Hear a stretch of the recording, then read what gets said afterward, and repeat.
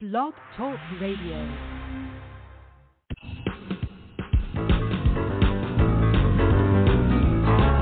The Alan Alford Sports Talk Show. The Alan Alford Sports Talk Show. Your host is here for the show tonight to interview our special guest. Show highlight. The Alan Alford Sports Talk Show. The Alan Alford Sports Talk Show.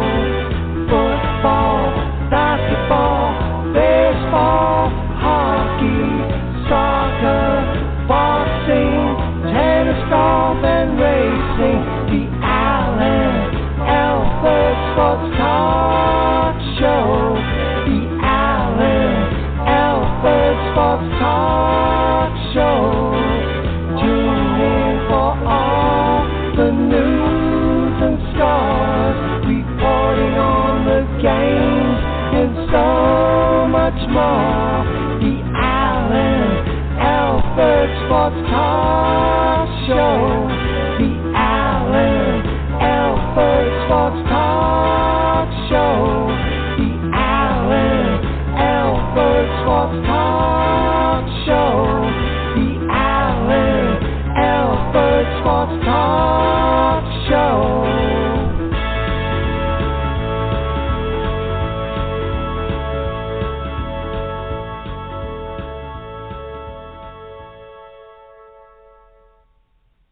Welcome, everybody. Welcome. Always a pleasure to have you on board here on the Alan Alford Sports Talk Show. We're going to have a wonderful show for you today. It's going to be a great time. Definitely, if you want to join the show and talk, discuss any topic, you're always welcome here on the Alan Alford Sports Talk Show. The live call-in number is 516-418-5572. Again, that's 516-418-5572. We also have the YouTube. You can chat right there, too, if you wish to do that as well. So definitely, we're looking forward to having an outstanding night, outstanding show. Really appreciate you joining us here on the Alan Alford Sports Talk Show. A lot to talk about, a lot to unpack. But first, we're going to go ahead and thank our wonderful sponsor, one of our wonderful, great sponsors. That is none other than Chef G's Florida Barbecue Sauce. So delicious and addicting, you may need a support group. Feel free to visit my great friend, Chef G's, right at beautiful Tampa, Florida, at 301 South 22nd Street, Tampa, Florida. That's right. And if for any reason you can't come down to Tampa, it's quite all right. Feel free to visit Chef G's and his outstanding sauce. Boy, I had some for the 4th of July. Guests loved it. I had fusion. So this is classic. You can get honey mustard, and you can also go ahead and take advantage of Heat Wave coming in hot. All of these 4 great flavors are available. Also, Chef G's has Florida Sand, and he has Rub, and he has some great things there. Feel free to visit him at flbbqsauce.com. Again, it's flbbqsauce.com. You cannot go wrong with Chef G's. So the great thing about tonight, and is that all of the songs you're going to hear is by songwriter Sam Scola Songs. Really thank Sam Scola Songs and his beautiful wife, Mary. The first song you heard was by Sam Scola. Throughout the telecast, throughout our show, all of the songs provided are by Sam Scola Songs. They are available right now on YouTube and Spotify. We're going to go ahead and play the Chef G's Florida Barbecue Sauce song by none other than Sam Scola Songs. So let's play that song, and we're going to dive right into the outstanding show. So here we go, the Chef G's Florida Barbecue Sauce song by Sam Scola Songs.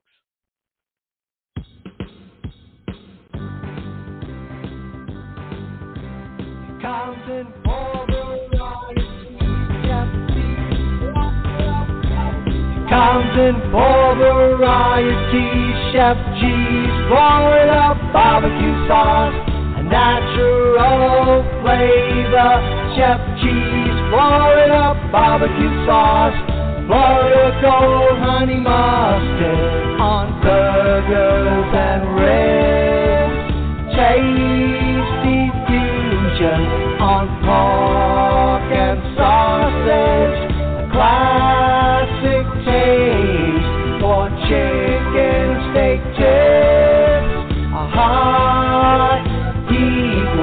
on meatballs and ham. It's a cookout treat. Chef G's Florida barbecue sauce. Serve on fish and vegetables. Chef G's Florida barbecue sauce. Chef G's Florida barbecue sauce. Chef G's Florida barbecue sauce.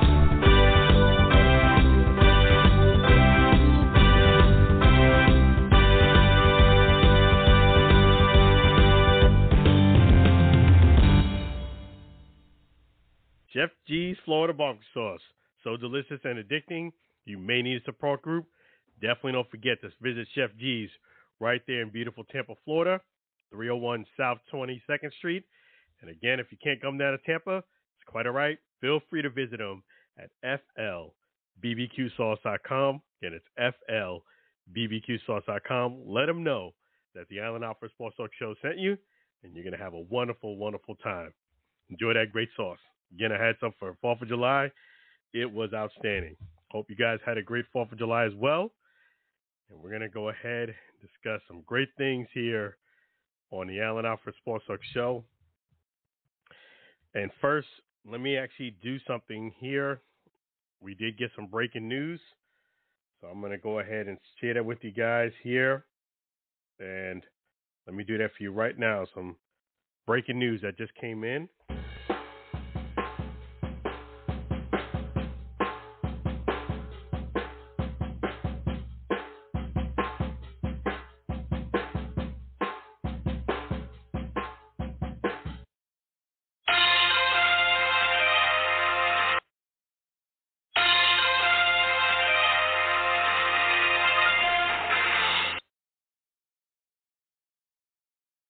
All right, so that breaking news is none other than what ended up happening was the Houston Roughnecks are not wasting any time. We're going to talk about the UFL, so we might as well just dive right into it.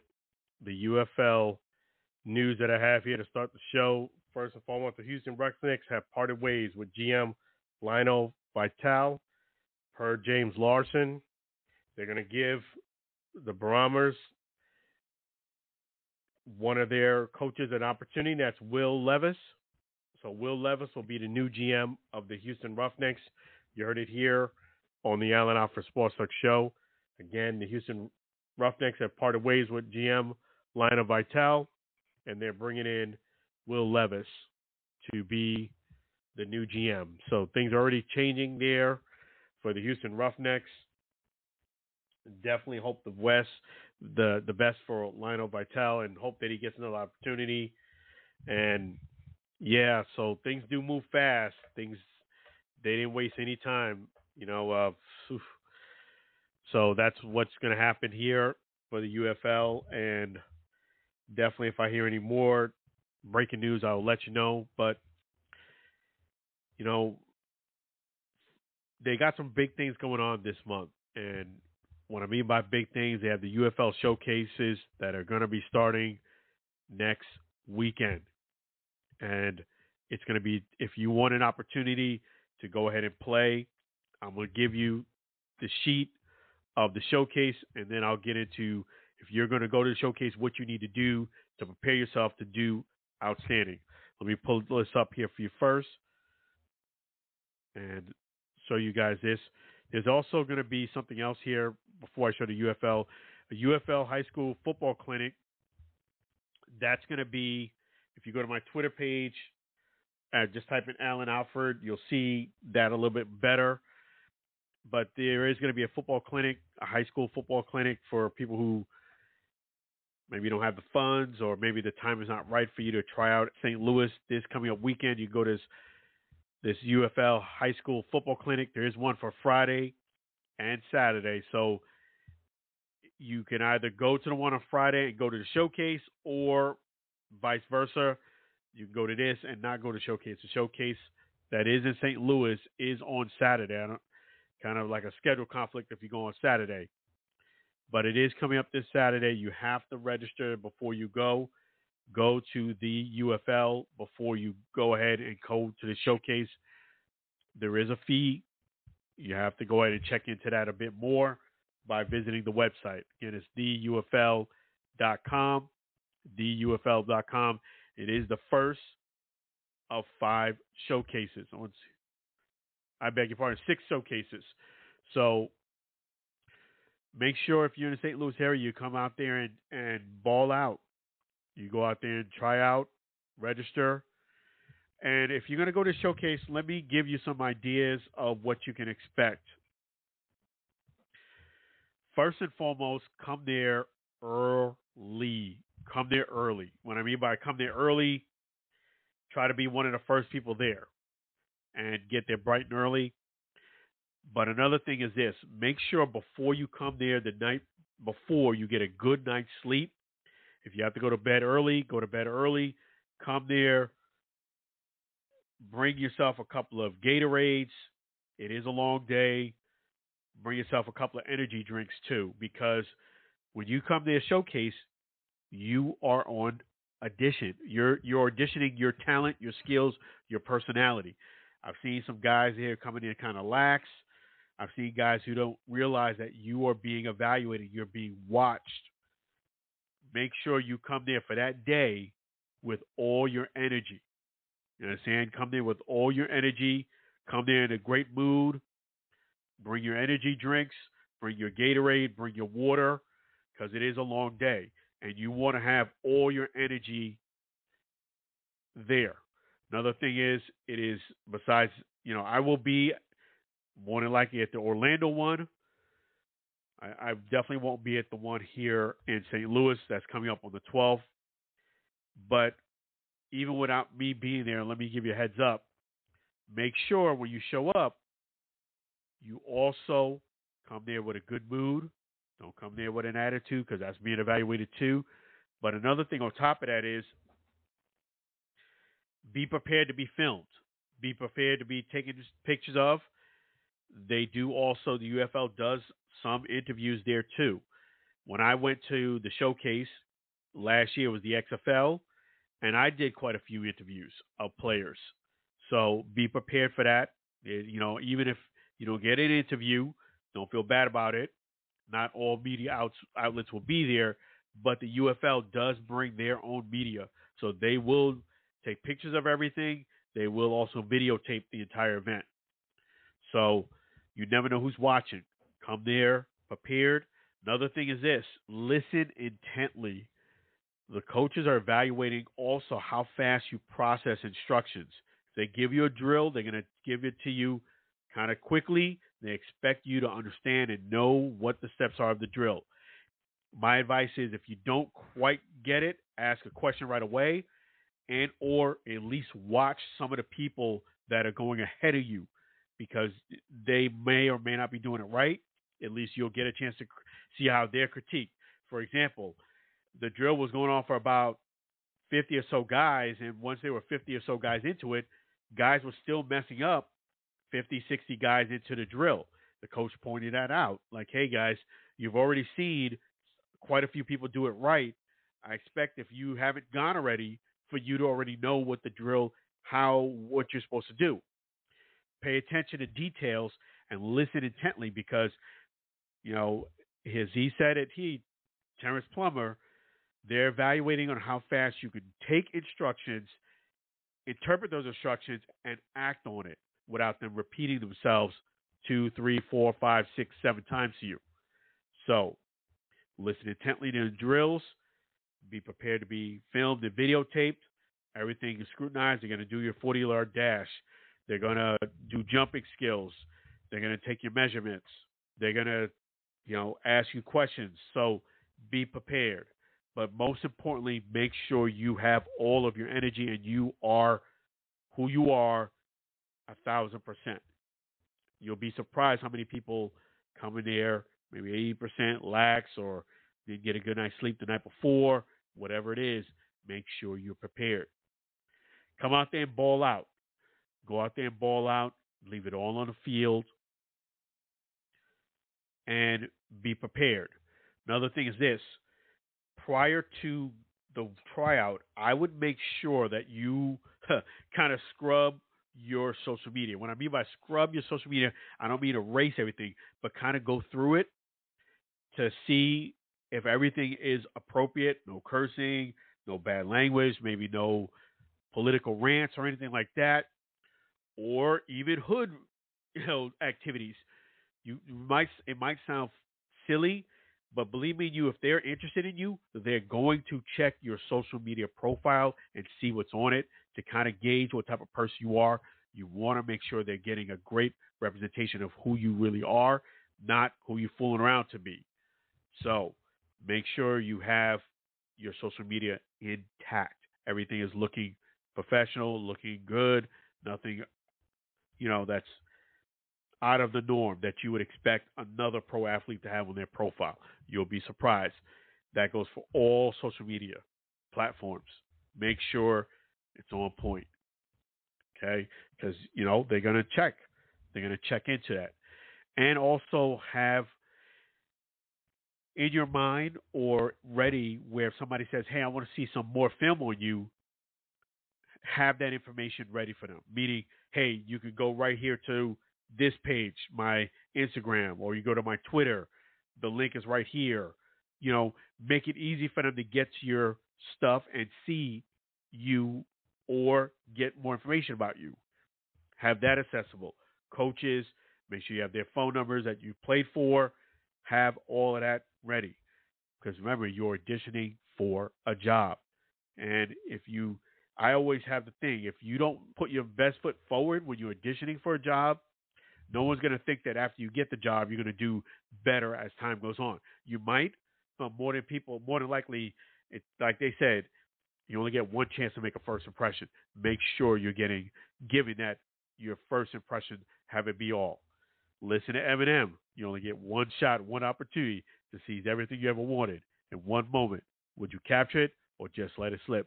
Think of it like Eminem, and he's auditioning, and he's going out there rapping in front of everybody on stage. That's the type of mindset you have to have, that you want to show your best light, and you are on stage. That's what you need to think about.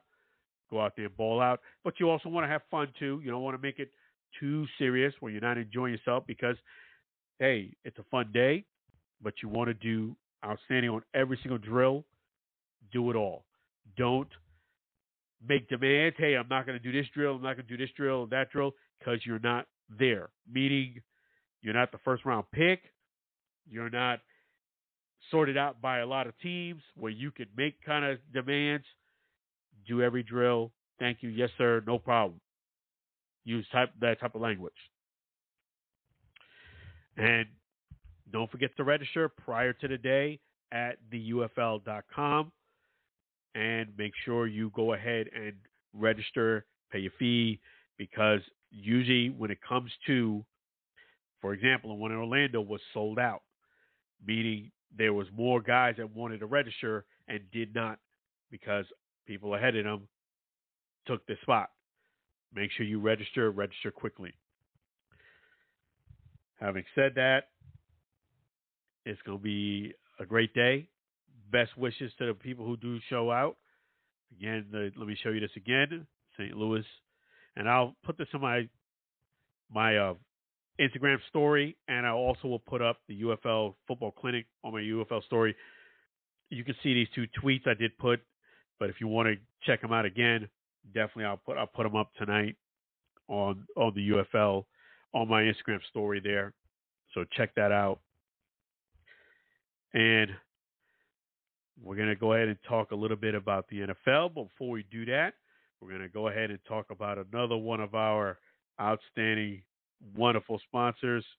That is none other than the one and only.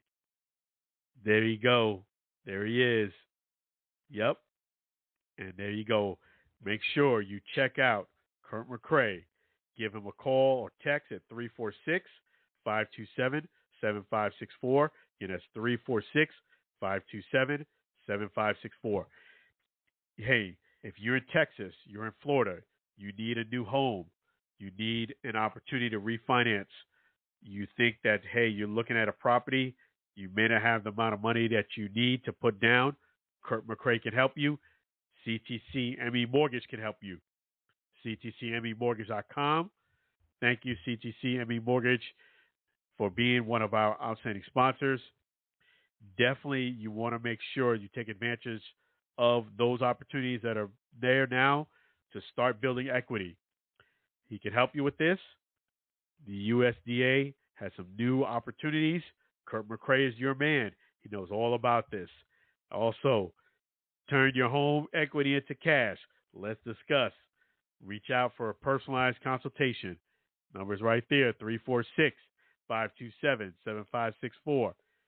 And also, your guide to cash out refinancing starts here.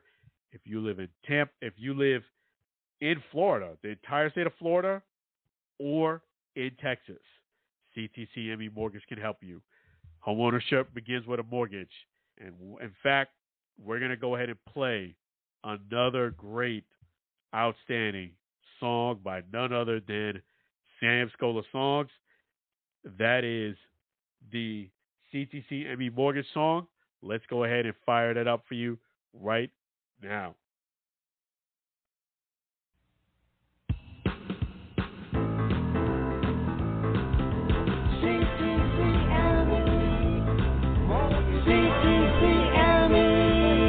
Mortgage company, they stand by their loyalty.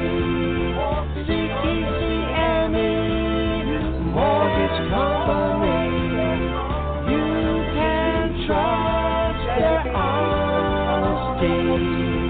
Make the call today. There's no extra fees to pay.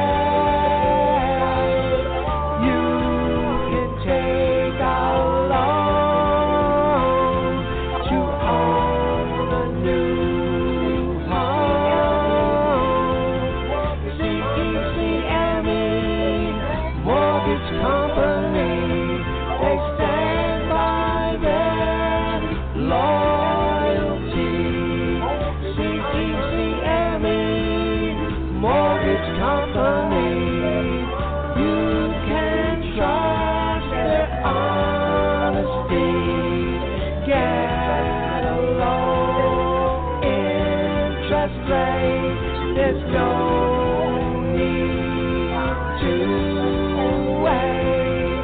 Finance a payment plan. Kurt McCrae is your man. CTCME Mortgage Company. CTCME Mortgage Company. Mortgage company.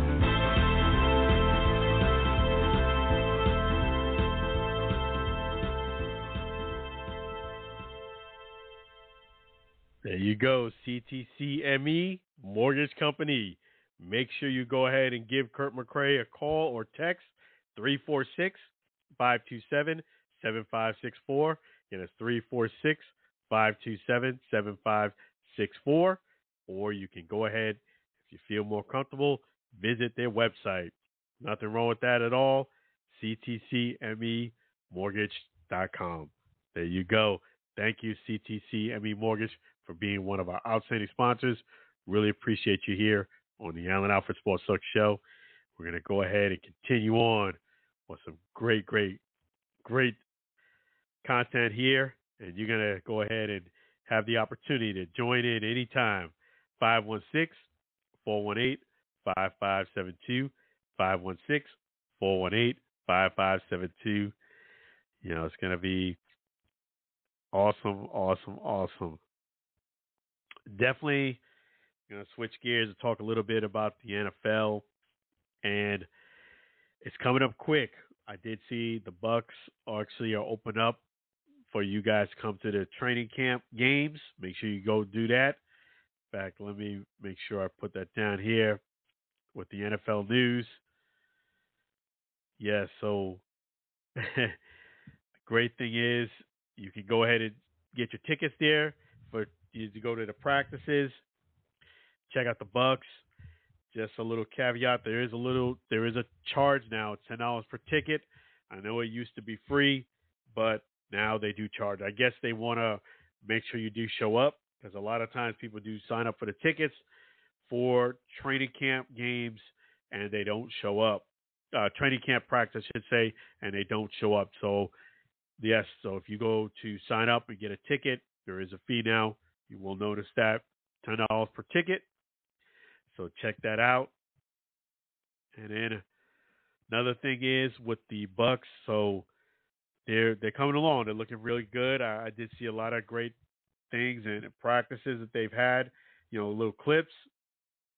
Again, if you're going to go to the Bucks practice and check it out, which is coming up later this month, there's only a few open actual practices that you come to. It is a $10 fee per ticket. It is no longer free like it was before. I do believe if you have a junior membership and things like that, you might be able to get it for free, but general population is $10 a ticket.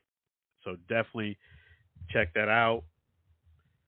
I did see, there was a lot of people having great times 4th of July. Great thing about the 4th of July was a good time for me to unwind with the family. I hope you guys did too. Watch some fireworks and enjoy some of this great barbecue sauce. That's right. We had family and friends come over. It's great to treat them to some great barbecue sauce, Chef G's Florida barbecue sauce. So that was awesome. And yeah, so definitely the goal is this year to cover as much as possible NFL. So I will be doing my best to make sure that I get those opportunities. So we will go ahead and pray that those opportunities keep coming in. So definitely looking forward to that. And wasn't much that happened this week as far as NFL news. There was a cool thing I did notice here that did happen, and that was the first round pick Armstead. He did share, what it's like to sign an NFL contract, and he didn't really say anything I didn't know actually already know, but it was cool for them to actually read the line that says, "Hey, if you become an NFL player, you sign an NFL contract, part of your obligation is to work with the media. More importantly, is the reason why is for you to show up to media events and also conferences, interviews. This is all to help promote the league." So it just kind of reiterated something that I already suspected was in there. Yes, if you do sign an NFL contract, you have to participate in interviews, conferences, help promote the league and the team. So that is part of it. If you don't like interviews or you don't like the spotlight, maybe being a professional athlete or NFL player may not be your thing. It may not be your cup of tea. Reason why I say this, because a lot of times athletes feel as if they can have one and not have the other. This is part of the gig, is promoting the league, is promoting the team. That does mean being a good sport, but it also means being a good sport dealing with the media too. So that is actually in the contract. Check out Armstead for that too. First round pick with the Jags. And he did a really nice, it's only about a minute and a half clip. Go to his page and you'll see it yourself. So really cool. So he even used Marshawn Lynch, why he said, "I'm only here so I don't get fined." Pretty much knew that if you didn't do these obligations, you were probably going to get fined. But it was really cool to actually see it in black and white. Really props to Armstead for doing that. And I'm going to go ahead and discuss something that I want to give my thoughts on. I want to share a bit about this. And, okay, during the Alabama game, we saw what happened, with Major League Baseball, the first time they played in Alabama in decades. And it brought up some great things, but it also brought up some things from the past that still is very sore to a lot of people. and that is understood. And not only that, especially what Reggie Jack said, I said a couple weeks back when it first came out, I really appreciated him sharing his story and sharing what inspired, because a lot of times, especially now when you're getting Major League Baseball players and Negro League players getting their records in the record books and they're getting their recognition, that's outstanding. But sometimes you kind of overlook or kind of forget how tough it was dealing with that during the time that it happened. One of the great players in that era was Satchel Paige. One of the questions that Derek Jeter asked Barry Bonds, and he asked Ken Griffey Jr., how do you think you would do if you faced a pitcher like Satchel Paige? How do you think you would fare out? Ken Griffey Jr. took a very humble approach, said he might do a drag bunt. That wasn't the same for Barry. He said basically, I'm going to hit one out of there. It's out of there. It's gone. Showed a lot of confidence and a lot of, bravado, saying, hey, he's got him in his back pocket and it's gone. And I wanted to talk about this topic because I said, okay, that's very good that he's confident about himself.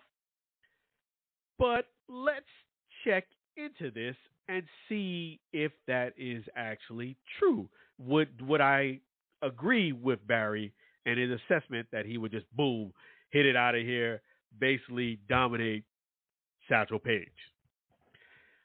I don't like to speak without knowing facts, so I went ahead the time over the last week to research a lot about Satchel Paige.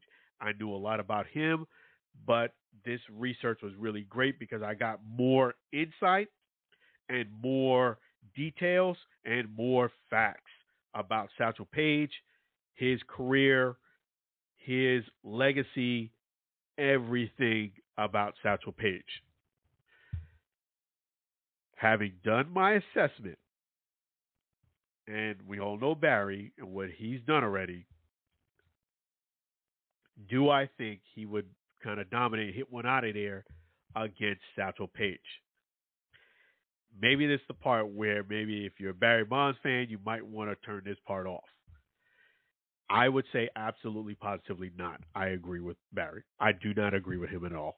I don't think Barry would hit one out of here against Satchel Paige. Now, let me clarify that.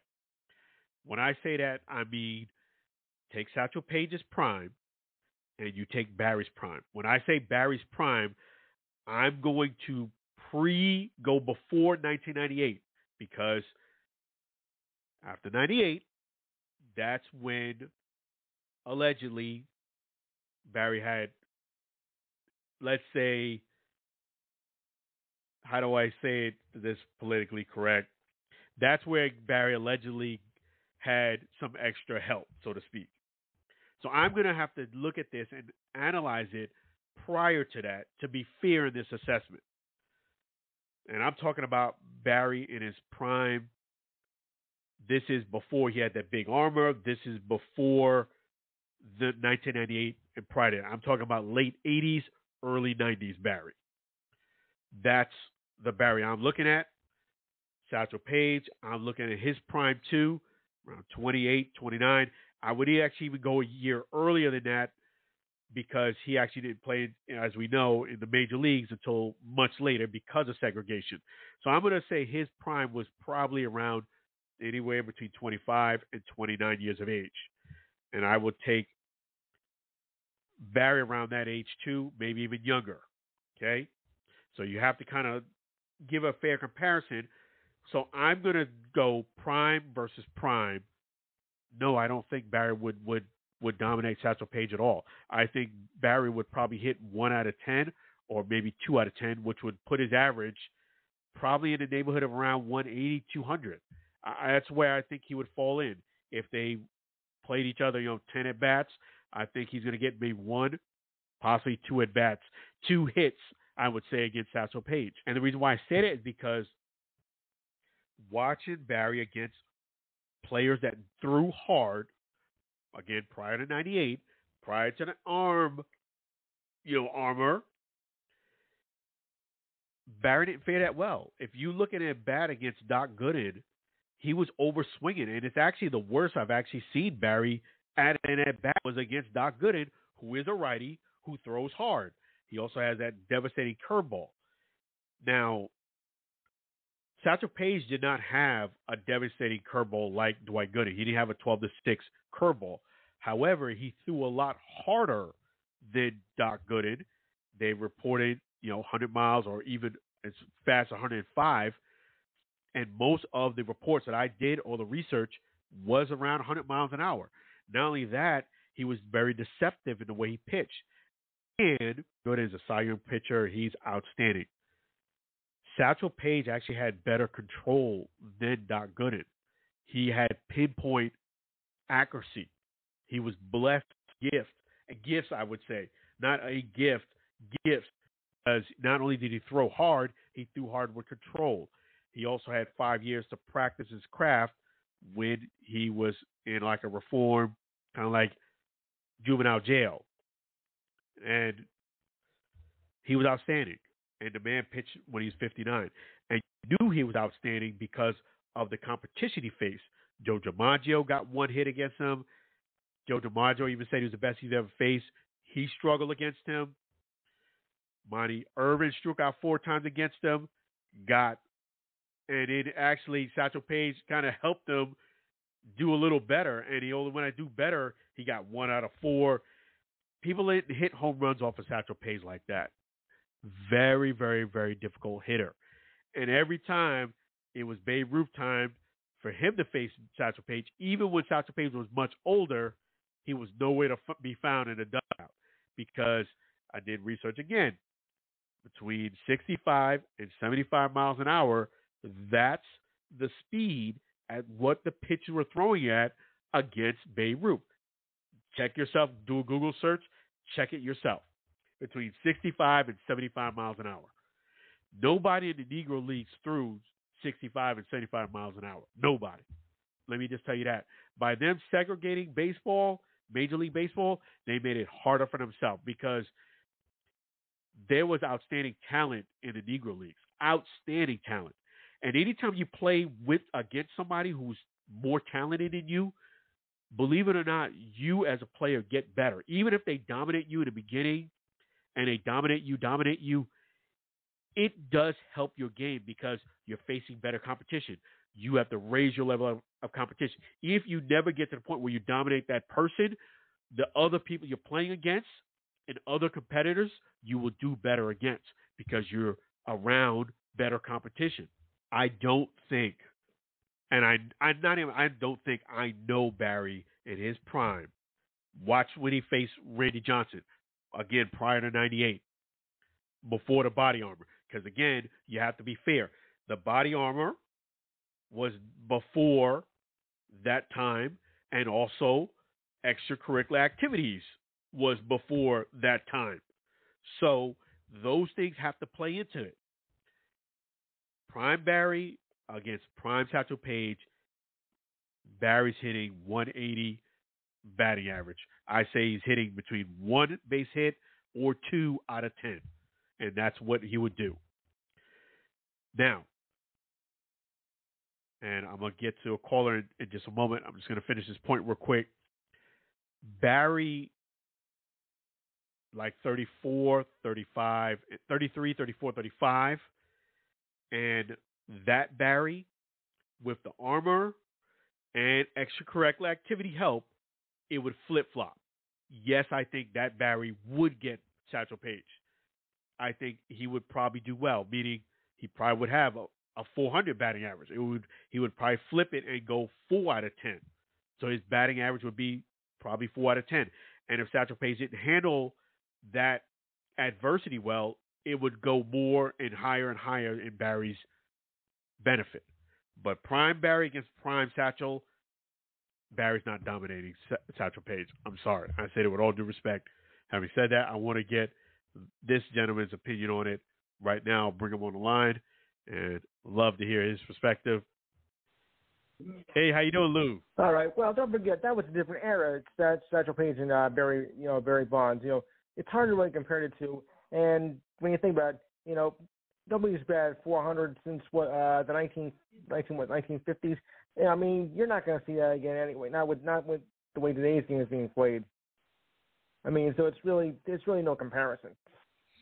No, you're right. I mean, what I mean by that is, like, I'm not saying he would bat 400, but I'm saying if he faced Satchel Paige 10 times, let's say, I think Barry, 30, 34, 35-year-old Barry, towards, the way he had that 4-year stretch, I think that Barry would do well against Satchel Paige. I think if you took Satchel Paige prime and you took Barry's prime prior to 98 and all of that stuff, I think Satchel Paige would dominate Barry. Yeah. Probably Sandy Koufax could probably dominate him too. I agree with you on that too. I agree. And, if you look at the history prior to 98 and beyond, Barry didn't do well against guys that threw really, really hard, meaning guys that were in the 95-mile-an-hour range. I mean, he would get them from time to time, but they did better against him. You understand? His batting average wasn't as great with that type of pitcher. But I'm really sorry I missed your show last weekend. I apologize about that. I had a birthday party I had to go through, and it got so busy on my end. I apologize. But how was it? Well, it could have been a little bit better, but we got through a lot of topics, so that made up for it. Oh, that's awesome. That's always a great thing. Yeah, I get through a lot of topics, thankfully. I mean, because June has been busy, and July is going to be busy in the sports world as well. It has been. You're right about that. It has been very busy. July will be busy too. We got a lot going on in July. Yeah, I'm actually thankful that the first couple of weeks of July, I have nothing really planned as far as events goes. That's kind of good because you get a chance to get a little downtime. It's always good. Yeah, but on the sports calendar, it's going to be busy. Oh yes, absolutely. So, what are you looking forward to this month? Sports-wise? Yes. Can I give you a hint? Oh, yeah. It happens every 4 years. Okay. Yeah, the Olympics. Exactly. I could have done the Olympic theme, but that'd be too corny. So, yeah, that's awesome. Yep, you got that right. You got the Olympics. And props to the women runners. I watched them, man. Those girls are fast. Those girls are blazing fast. The whole team, they're outstanding. Yeah. They're outstanding. Shakira, and it's not just her. I mean, she's fantastic, but the other girls, I was like, man, these girls are fast.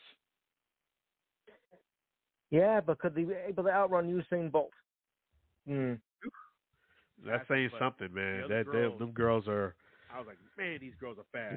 They're blazing fast. I was like, when they did their relay, I was like, wow, that's impressive. It really is. Yeah, it really is impressive. Bo would probably outshine them all, though. Man, these girls are fast. Oh yeah, they're blazing fast. I was like, when they did. Yeah, he would. I would say Usain Bolt would beat them all. He does have an advantage. He's got those long legs, and that does help you when you're running. I will tell you this much.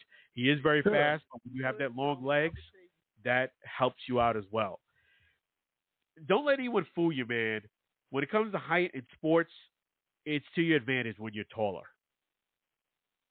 Yeah. Well, I always thought it was. Well, I guess in basketball it wouldn't matter, but there have been some guys that have been under 7 foot to do pretty well. Yeah, you're right. Size doesn't always matter. Out of all the athletes and celebrities I've met, there's only been a couple of them that actually surprised me on their height. Tom Brady's one of them. When I got a picture of Tom Brady, he's actually quite a bit taller than I thought. He's like 6'2", 6'3". And I didn't think he was as tall as he was. I thought he was more like 6'1", 5'11". But yeah, he's actually very tall. Actually, it never dawned on me he was as tall as he was until I actually got a chance to meet him. Yeah, but size isn't always bad because there've been some guys who've been like 7'6", 7'7", and they weren't that good. Yeah, I mean, you can't just have height. You're right about that. No. You got to be great, but if you are great and you got height over somebody who doesn't have height and they're great too, and you're comparable, you're gonna have the advantage over them. You have that long leg. Like that helps you out as well. Can't teach height, unfortunately. Don't let anyone fool you, man. No. When it comes to height in sports, it's an advantage when you're taller. It's definitely. Yeah. It's going to be great. And also, I wanted to get your thoughts on a few things. Well, I guess in basketball it would matter. So, what do you think about the Yankees? I can't believe how they lost to the Reds. You're right. Ugh. Out of all the athletes, and the thing that kind of surprised me was the amount of lackadaisical, lazy play. You don't see usually play like that in the Yankee Stadium. You don't. No. Just the lazy type of baseball. I think that's just taking it for granted. I didn't think he was as tall as he was. But that surprised me. 6'1". Yeah. Well, nothing is 4th of July like Yankee baseball and at home. Actually, I never. You know what? You're right. As tall he was until I actually got. And props to Joey Chestnut. I got a chance to meet Joey Chestnut. Yeah. You know, it's not the same when him not competing. They weren't that good. Yeah. It's not the same with him not competing. You're right about that. No. Yeah. Well, I don't go. I don't really pay attention to that. That doesn't thrill me. Somebody who doesn't have height and they're great. You know what? I understand a lot of people said it doesn't thrill them, but to me, I'm a person who's fair is fair. Meaning, if you're the GOAT, the way you should be beaten is by somebody. To beat a man, you got to beat the man.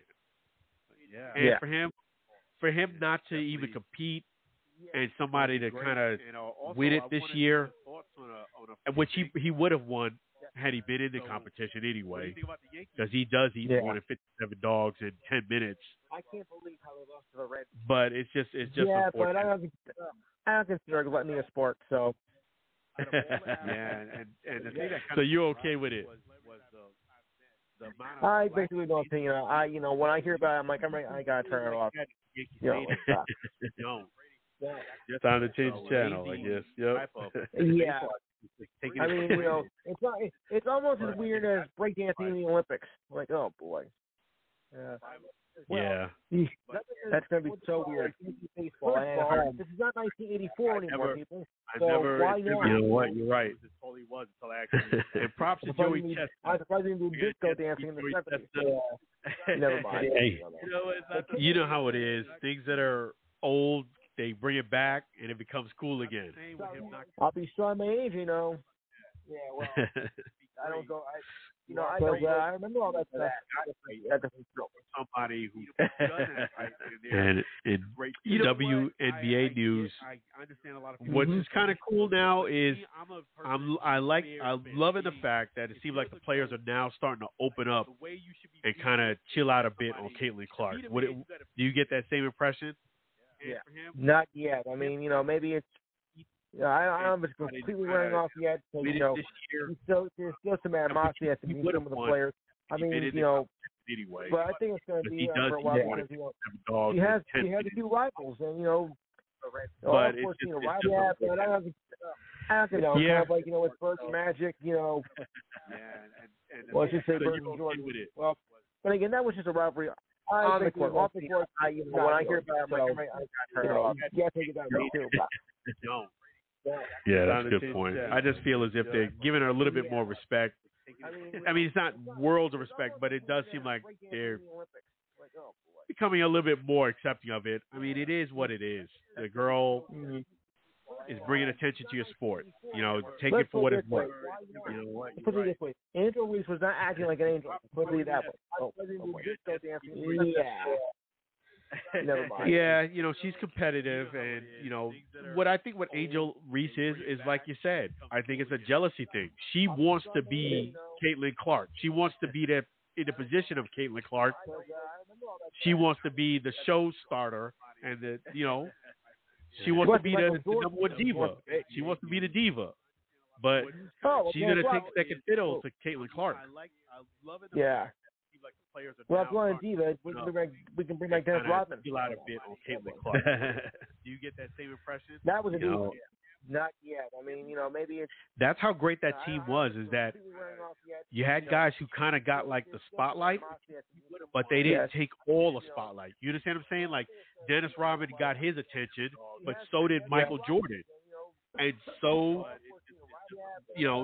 not as much as Michael and Dennis, of course, but Scotty got his attention too. So did Pippen. But the problem wasn't for them that was on the court. The problem was off the court. Right. Yeah, that's a good point. I just feel as it was like like the 90s version of the Yankees of the 70s. The Bronx is burning. Well, becoming a little bit more accepting of it. It is what it is. The girl, and the problem with them was what it was. And the big thing with them was ego. Too much ego. Too much ego. Too much ego. Sure. Yeah. Kind of like what I think what Angel Reese is like you said. I think it's a jealousy thing. She wants to be Caitlin Clark. She wants to be in the position of Caitlin. But believe it or not, she wants to be. Believe it or not, the person who didn't have as much of an ego and who at least didn't show it as much and was really cool, I think was Dennis Rodman. Believe it or not. Sure. Yeah, but still, he was a diva, though. He was a diva. He definitely was. And he definitely was. Another thing, props to the Chicago Bulls and Michael Jordan and the team. That's how great that team was. And the reason why I'm giving him props is because you had guys who kind of they were able to keep him on the court. If things got crazy off the court, they had to go to his hotel room to go looking for him. They had to do a lot of babysitting, but they did get him on the court, and they did get him to produce at a maximum level. So I got to give them credit for that. So did Pippen. It's like you got a wild child. You're a parent. You got a wild child. Yeah. And you're hanging in there. Yeah, but the thing is, you got a wild child. It's also a space alien too. So. The Bronx is burning. Well, there's no proof that Anthony was born on this planet. The girl. Yeah. And the problem, I just think Dennis does a lot of stuff to get attention. I really do. He loves the spotlight, man. He loves that spotlight. Too much ego. And you know what? I give him credit because he could. Not everybody's for the spotlight, and he relishes it. That's true. He wants to be Caitlin Clark. He wants to be in the position of. But believe it or not, he wrote a book, got in a wedding dress, and New York City. I mean, in Chicago. Yeah. Exactly. Yeah, but still, he was a diva, though. But yes, I'm curious to hear what you got cooking this weekend. Well, let's see. We'll take care of the NBA and NHL free agent frenzy. Because also, of course, they were able to keep him on the court. Euro Cup and things got crazy on the court. They had to go to his hotel room to go looking for him. Baseball, they had to do a lot of babysitting. Regular baseball, but they did get him on the court. UFC. And they did of course, we got the at a maximum level. So I got to give them credit. This week in sports history.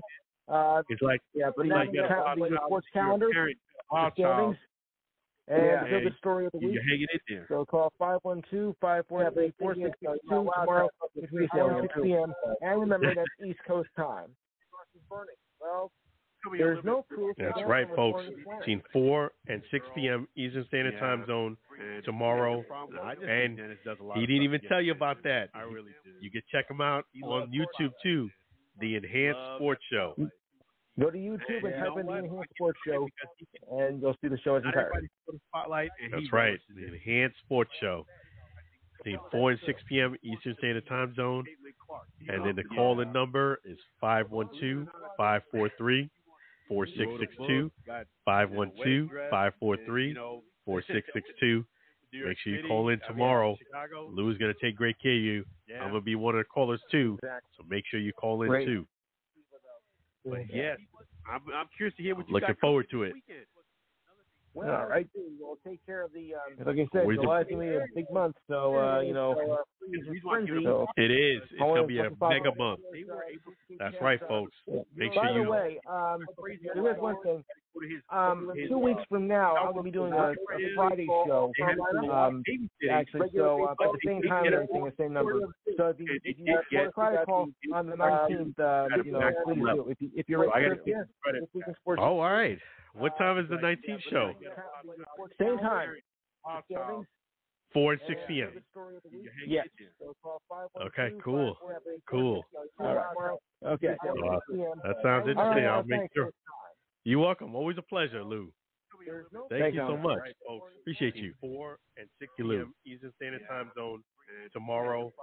And that's awesome. He didn't even tell you about that. Really appreciate Lou. Check him out. So the 19th, he's going to have a Friday and a Saturday show. But make sure you call in tomorrow, 4 and 6 p.m. Eastern Standard Time Zone, and check in the Enhanced Sports Show right on YouTube. Definitely will see Lou. Again, his phone number again is 512-543-4662, 512-543-4662. Definitely check out Lou and the Enhanced Sports Show. It'll be awesome. Lou is going to take great care. And what I'll go ahead now is discuss another one of our outstanding sponsors. That's right. That's the great thing about the Allen Alfred Sports Talk Show. We are blessed by having great people help support the show. And that's not only yourself, great fans, but our great sponsors too. If you guys work real hard, you definitely need that vacation. Guess what? Thanksgiving is coming up real soon. Gives perfect time for you to do a cruise. Virgin Voyages. No kids, no cooking. Thanksgiving is all straight out for you. You got it. Make sure you go ahead and give Pushpin Adventures a try. They could do destination weddings, corporate events, which is not easy to do, masses of people. They could do couples. They could do singles. They could do anything of your heart desires, international and domestic. Make sure you check out pushpinadventures.com. If you want more information on that beautiful cruise right there, it's pushpinadventures.com/virgin. Or you can get that VIP service. Give Monique a call, 626-838-1006, 626-838-1006. That's right. You can go ahead and do a private island. When I say they do it all, a desert, they do that too. That cruise. And there's Monique right there. Make sure you give Pushpin Adventures a call. They're going to take outstanding care of you. In fact, we're going to play another great song by San Scola Songs. And again, the San Scola songs are available on YouTube and Spotify. Thank you, songwriter San Scola Songs and his wife, Mary.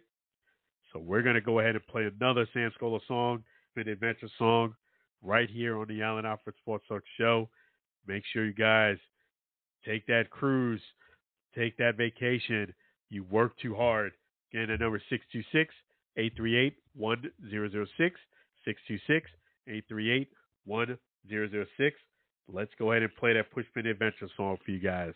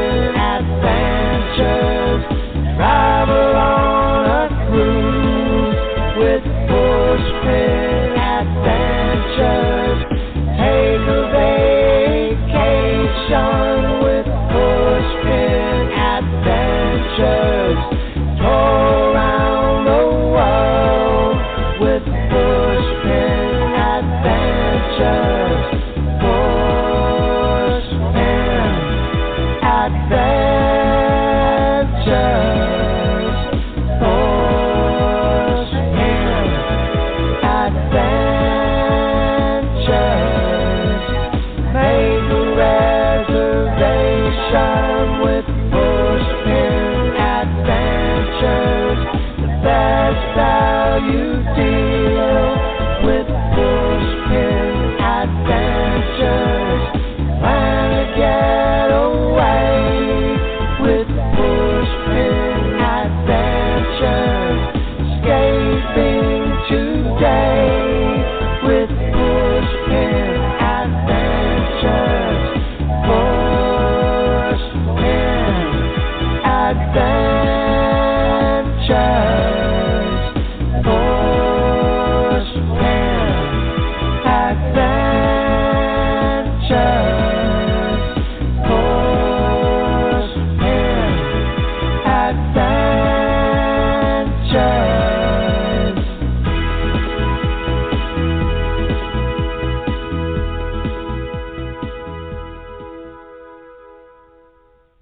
Make sure you get a vacation, get a destination. Make sure you give Monique a call. She'll make that dream a reality. 626-838-1006. Again, that's 626-838-1006. Really appreciate Pushpin Adventures being one of our outstanding sponsors here on the Allen Alfred Sports Talk Show. Really appreciate you. So definitely get that Pushpin Adventures help and get that vacation booked. So yes, and on the Major League Baseball, just wanted to just say one other thing. Definitely hope the Yankees wake up. I mean, it's unfortunate. You got guys that are sleeping on the job, literally sleeping on the job. A man was getting a ball, slacking, and the runner, it was a single all the way, got a double. Can't take things for granted because you never know who's watching, and you got to be in tune. Make sure you get a good night's sleep the night before, come there ready to go because your teammates need you. Aaron Judge is just hitting bombs all over. You guys got to help him out. So I'll keep you guys up to date on the Yankees and what's going on there. Hopefully they can turn around. They're only 2 games out when I checked it today. So, yes, they're on a bit of a funk, but they can turn it around. So that's the great thing about the baseball season. That's long. You can turn things around, and it should be really cool. So let me go ahead and talk about boxing a bit. Okay, let me go ahead and do that. So we're going to switch gears, talk a little bit about boxing. And, I'm glad we are talking about boxing because I didn't give you guys a chance. I didn't tell you about the Nico Ali Walsh, my takeaway on that fight. Okay? And I had quite a few haters on this, but listen. One thing about me is that I'm always going to give credit where credit is due. Whether I love the person I'm reporting on or I wouldn't say hate because I don't hate anyone or dislike them. I'm not a fan. I'm going to give it to you guys straight. Okay, there is no favoritism here. Yes, I've met Nico Ali Walsh. He is the grandson of the great Muhammad Ali, for those who don't know. I've been honored and blessed to have met him. Not only that, he actually loved one of my posts. And so, yeah, Nico Ali Walsh, I'm proud to say, knows who I am. Having said that, he had a fight last weekend. Okay. Now, mind you, you got to know the rules. In order for you to critique or criticize anyone, you got to know the rules of the game. In his fight, it was a 6-round fight. 6 rounds, folks. Not 12, not 10. 6-round fight. Nico Ali Walsh clearly, he had a rematch. Okay? And the reason why that's important is because the rematch was against a boxer that he had lost against, and I'll get more into those details. Let me actually take a great call from one of you guys. Let me go ahead and do that now. Welcome to the Allen Alfred Sports Talk Show. How you doing? Yeah, I'm cool, man. How you doing? I'm doing great. Thanks for asking. How about yourself? How you been? Been all right, man. It's hot. I know. Too hot. It's real hot out there. You're right about that. It's man, you gotta stay indoors nowadays because you're right. It's smoldering hot out there, and it's unforgiving. Yes, sir. But the good news is, how you if you want to doing, lose some weight, you can do that now. Right. Easy work. You was about to talk about what, Ryan Garcia? Yeah. Ryan Garcia, what are your thoughts about him? And I'm glad you brought that up. What are your thoughts about Ryan Garcia and this whole thing about him and Devin Haney? Well, I mean, the thing about him and Devin Haney, honestly, I don't even know if we can include Haney in it. I mean, that's really the boxing associations and different alphabet groups that are deciding that they're going to make an example out of him. This is a more harsh penalty than baseball or any other sport, I guess, because of the damage that can be done. I guess they can kind of justify it in that way. But, yeah, they're really going after him. It kind of makes me wonder if they know a little more than we do about some of the personal stuff with Ryan. So we saw him crash out yesterday online where he's just yelling racist stuff, about black people, yelling stuff about Muslims, all the other stuff. Then he comes back today and he's talking about Jesus and saying he's apologized and he's going into rehab. So I've never heard of a drug making you racist, but I guess this is the first case. But, yeah, Ryan, I don't know, man. That's an interesting, weird dude. And that's the thing, it's funny, but it's also not funny because I really do believe, and I've been saying it for a while now, that Ryan Garcia needs some help. He needs like a good mentor, somebody he looks up to and respects, that's going to put him on the right path because he's been off the rails for some time now. And I think it's just going to get worse with the time off that he's going to have now. He's a guy who loves attention, and the only way he's going to get attention now is not going to be in the ring. It's going to be doing stuff on social media. And I just think he needs help because I think he's lost. I really do. I think he doesn't even know who Ryan Garcia is himself. I really do. Yeah. The stuff that he says is just be off the wall. Mm-hmm. Yeah, I don't know, man. It's just, okay, some people's fame is going to eat them alive, period. And with Ryan, you just have to wonder if becoming social media famous early on and then, through boxing, getting that fame extended even more, circle is getting bigger, and then, his theatrics get bigger and bigger every time. But some of the stuff he said the other day, man, that's like unforgivable. I don't know how you come back from that. Just to me, as a person who's a viewer and is supposed to be putting down money for pay-per-views and things like that, I'm not signing up for anything Ryan's in. But yeah, like you said, hopefully he does get the help he needs and figures things out. But yeah, if that's what you actually think deep down in your soul, man, the drugs just brought it out. We just got to hear it. Yeah, and then he got in trouble for that too, like by the boxing commission, all the stuff he said, so it's like a domino effect for him. And the thing about him is that I feel like he's creating all this controversy to get attention, and then it's backfiring on him. And the more he's doing it, the more he's digging himself a deeper and deeper. The thing about Ryan Garcia is I actually do think he's got some skills. Like, I don't think he's trash. I don't think he's not a good boxer. I think he actually does have skills, and he does have some talent.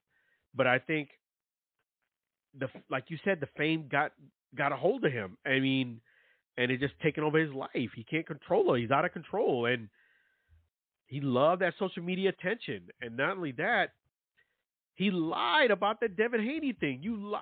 I knew he was lying because the reason why I knew he was lying because it didn't seem like he was preparing well for this fight, and then all of a sudden you were overweight for the fight. You understand?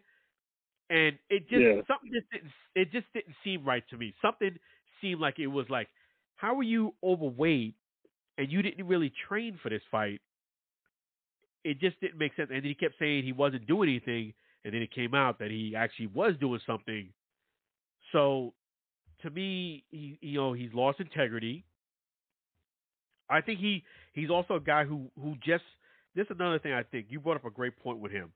I think another thing about Ryan Garcia, outside of the fame thing, he's a guy that wants to be respected and loved by everybody. And when you're famous, unfortunately, that's not going to be the case. Right. You know, that's just, you know what I mean? That's what comes with the territory. Then you're going to have your critics, you're going to have your fans. But you are going to have to be able to handle both. Because when you're famous, you got to take the good with the bad. People don't know that about fame is that, another thing about fame is that it's like a drug too. It gets addictive. You saw that with AB, you know. AB had the world, man. This guy started living his life through social media. See, I'm glad you brought up AB because the thing about AB is I think Ryan is a much better talent than AB ever was. I don't think AB was ever a great talent. I think he was really good at marketing, really good at promotion, and like you said, the fame and spectacle. So he just made a spectacle at all times. He's still one of the best ever to get on the microphone as far as like combat sports. Like he's really good at that. But as far as like a fighter, like I just don't see him as ever being a great fighter.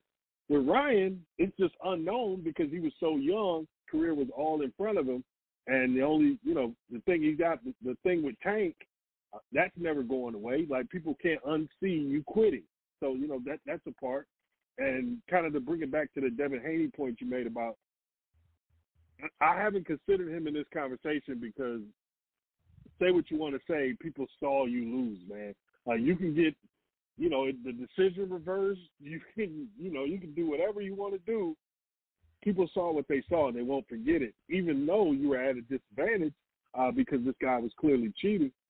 But that doesn't take away what people think of Devin. So despite going to Australia and everything that he did, I wonder, what happens next with Devin. Like, who do you see as a realistic opponent that's actually going to get people to, tune in and see if, okay, this is actually Devin. That wasn't Devin that we saw. That's a great question. Is that what's his next move? Because I think the next fight he has, regardless of because of all of this stuff that's going on, believe it or not, Devin Haney's got more popular. I think everybody's going to watch how he fares out in his next opponent, even if it's not a good opponent. Because now I'm kind of lost who he's going to fight now because that fight was like it's a no contest, so it's like it never happened. And I don't think he's going to fight a guy like Shakur. I don't think he's going to fight the top guys. So it's like who are you going to fight? You know what I mean? I'm kind of curious to see what his next moves are. Because I don't think he's fighting a guy like Shakur, which I know he'll lose to him. I just don't think he's going to go to that step.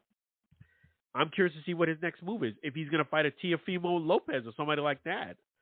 But I saw holes in Devin Haney's game, and to your point, it did not surprise me.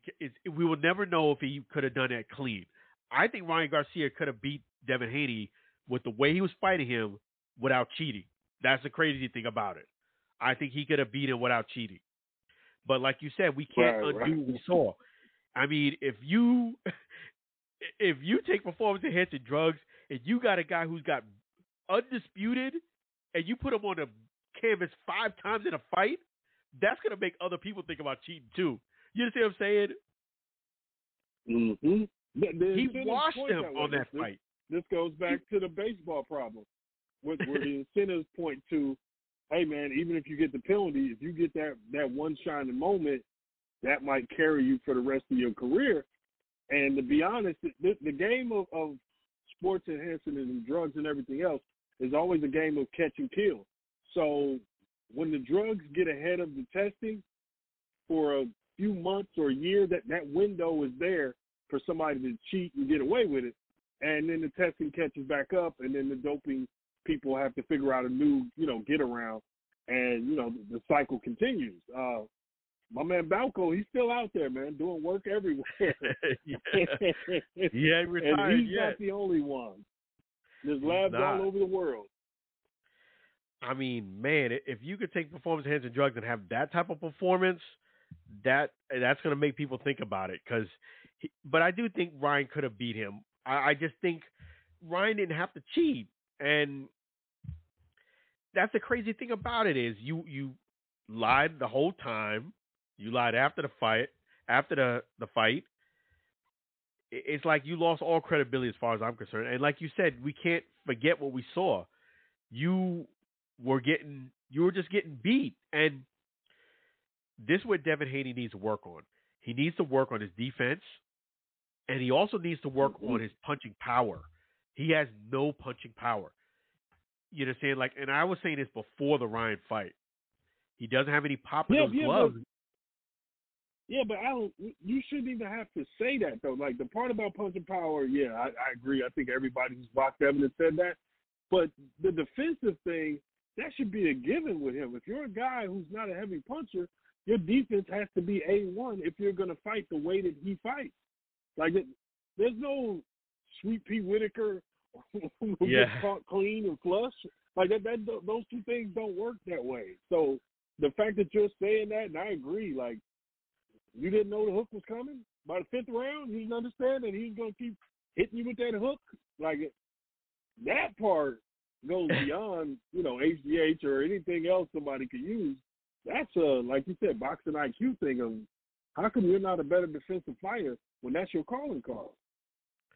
Yeah, I think speed kills. I think it was just too fast. It was coming in too fast and too strong.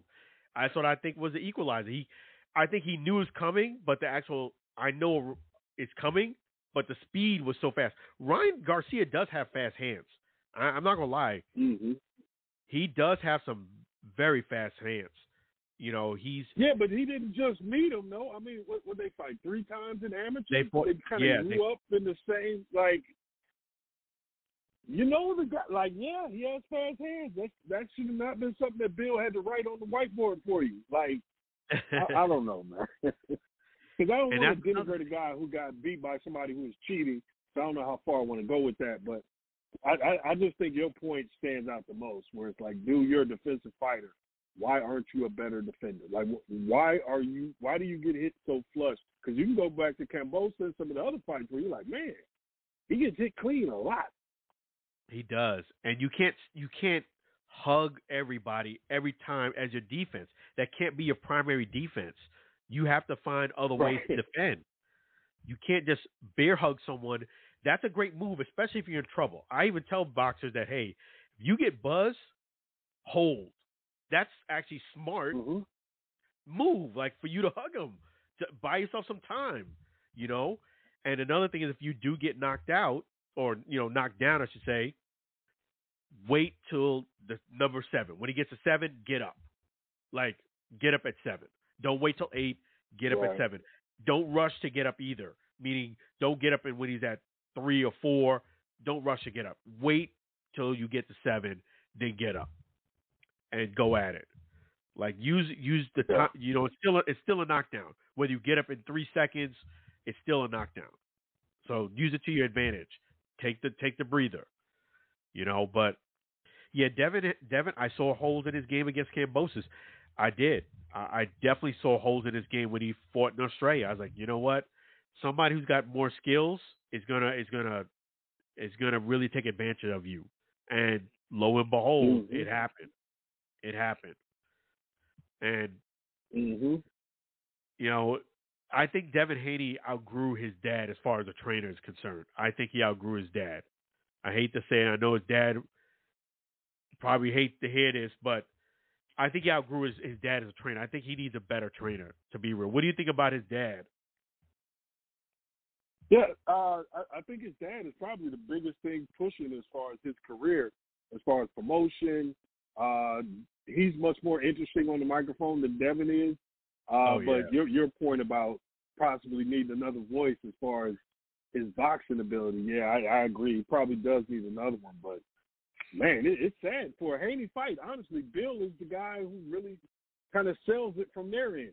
You know what I mean? Because Devin he does. Doesn't say much, or he does something that looks so awkward, and everybody, like when he pushed Loma in the chest, and everybody's like, yeah, all right, man. That looks like you planned that all day Like that didn't look like a genuine moment. So I don't know. He probably does need another voice in there, man. Because obviously Bill's not getting through if we're still seeing these deficiencies defensively. And if Loma probably lets his hands go a little earlier, Loma probably gets him out of there. You know what? That would be a great fight. But I think if Loma comes in like a younger, fresh fighter, I think Loma beats him too. I do. Loma's got a lot of skills. You know, he is getting up there in age a bit, but I still think he's got a lot of skills, and he's going to exploit that defensive prowess of Haney. Definitely. Yeah. Definitely. Yeah, because, I mean, he was tagging Devin. And, Devin's going to the corner, and Bill doesn't have answers, and Devin's kind of whining a little bit and threw enough body shots to where I think the judges kind of gave him the benefit of the doubt. But, it's tough to watch that fight and say, like, Devin clearly won. To me, it was a really, really close fight, razor thin. You can go either way. But anybody who says he definitively won, like, yeah, that's insane. Exactly. I agree with you. But it's, man. So you think Devin goes on a winning streak from this point? I don't, but that's because I don't think the fight is very good. But we'll see, man. Like I said, they could plan out opponents and kind of ease the transition of this kind of going away. People are thinking about the loss and then eventually go back to Shakur and all those guys. I don't know, man. That's going to be a tough one. You guys talked WNBA earlier too, right? Yeah. So what are your thoughts about Caitlin Clark and the way that they're treating her? I don't think she's being treated anyway. I think she's the number one pick in the draft. Therefore, you got a target on your back as far as competition. But everything else, I just think we're just watching bad sports reporting. People who never watched the WNBA suddenly get dropped into it, and I think are surprised at how physical it is. But no, it's a pretty physical game. That's just the way it's always been. And since they're so focused on Caitlin, they're taking these hard fouls and stuff as if it's just specific to her. Meanwhile, Asia and everybody else is getting hit upside the head because the NBA is a vertical game. The WNBA is a horizontal game. So every little piece of real estate matters, and that means physicality is going to happen. That's it's just kind of baked into the cake of the game. But she's a great player. And I think by next year, she'll be one of the best players in the league. She's just not that right now. And I don't think people should have expected her to come in and just dominate the league when, it's really good players who've been there for a while, and they've already got their teams laced up. Meanwhile, she's on a historically bad team that is trying to rebuild around her in Boston. So, Aaliyah Boston, it's just going to take some time. But she's good, though, man. Always has. No, I agree. I totally agree. I think she's going to find her stride. It may not happen this year, and she's going to learn from this. It's kind of like Michael Jordan. When the Pistons were having their way with him, he realized that, man, this game is a lot more physical against the Pistons. I got to bulk up a little bit and kind of expect contact when I have the ball. And I think she's actually adapting very well. And even with, I think, some of the extracurricular activities, like, people like taking some cheap shots, even when they're not making a basketball move on her, because she's got the target on her back because she got that big contract. There's a lot of, I think, envy and jealousy, like, how is she getting all the attention? I play better than her. I'm black or what have you, I think there's a lot of that too. But, everything. Yeah, but I think that's us coloring. I think that's us coloring in what we want the details to be. Because let's be honest, first 2 months of the NBA season, people were pushing Wendy in the back. People were being rough with them. And then by the All-Star break, when everybody was scared to go in the paint, they realized, like, oh, he's as good as advertised. This kid's really good. But when you come in as the number one pick, this is what happens. Look, there's a better prospect than Caitlin coming named Juju at USC. And guess what? Her rookie year, she's going to get fouled a lot too. You know what I mean? Yeah.